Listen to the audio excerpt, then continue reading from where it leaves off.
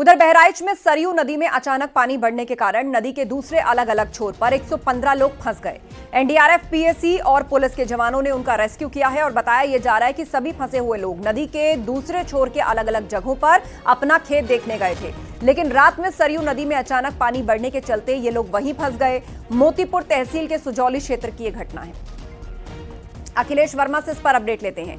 अखिलेश, कुछ पता चला उन लोगों का? अभी तक गोताखोर लगातार तलाश कर रहे हैं।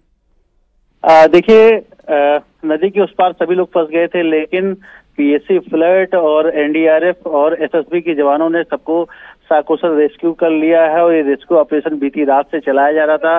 कल जैसे ही पता चला कि किसान ये सब नदी के उस पार अपनी धान की रोपाई करने गए हैं, रात में जैसे ही पानी बढ़ा, एसडीएम ने तुरंत संज्ञान लेते हुए और एसडीएम ने जब पता चला कि लोग उधर गए हुए हैं तो उसने एसडीएम ने रेस्क्यू ऑपरेशन इन तीनों टीमों के साथ में चलाया और सबको सकुशल रात में रेस्क्यू किया गया है। कुछ लोगों को 65 लोगों को और बाकी बचे लोग 40 से 45 लोग थे, उनको सुबह रेस्क्यू कर लिया गया। सकुशल सबको घर भेज दिया गया। जिला प्रशासन ने कहा है इनको बाढ़ राहत सामग्री और जो सहायता सरकारी है इनको दी जाएगी और सबको जो है सकुशल यहाँ रेस्क्यू करके उनको घर वापस भेज दिया गया है।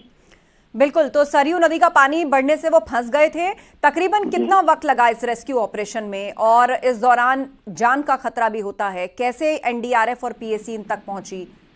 बिल्कुल, ये देखिए ऐसा है कि कल शाम को ये सब धान की रोपाई करने नदी की दूसरी छोर पे गए थे।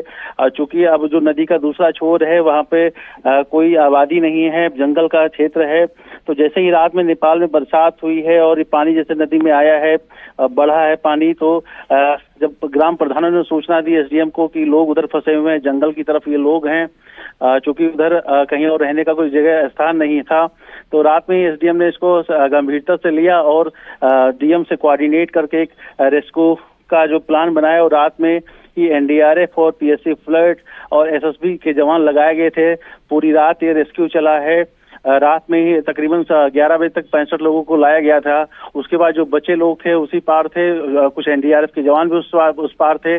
चूंकि रात में पानी कुछ ज्यादा ही था और लाइट की, चूंकि अब बॉर्डर का क्षेत्र है और जंगल का इलाका है, तो लाइट की व्यवस्था फिर की गई और रात में ही पूरा चलाया गया। तो हालांकि सुबह तक ये ऑपरेशन पूरा हुआ और डीएम भी मौके पर गई हुई थी और उन्होंने आश्वासन दिया है कि जो भी सरकारी सहायता होगी उनको मुहैया कराई जाएगी।